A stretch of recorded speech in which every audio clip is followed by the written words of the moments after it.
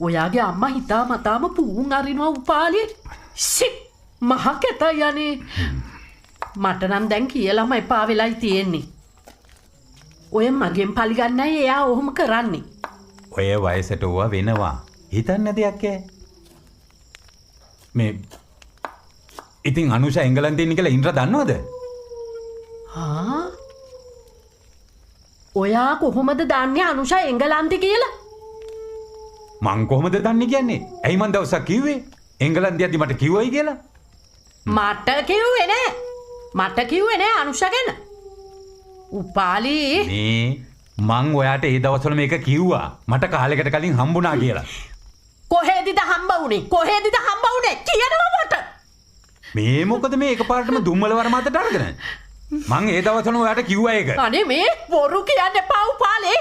මේ ඔයා ඒ ගෑනිව හොරෙන් හම්බුණා නේද? හොරෙන් හම්බුණා නේද? මේ විකාර කිව්ව නැතුව ඉන්නවද සන්ධ්‍යා? අර ළමයාටත් ඇහි. අනේ දෙයියනේ අර මහා අම්මන්ඩි තමයි ඔක්කොම කරන්නේ. ගෙදර ගෑනිට වඩා ලොකු නා අම්මන්ඩිව.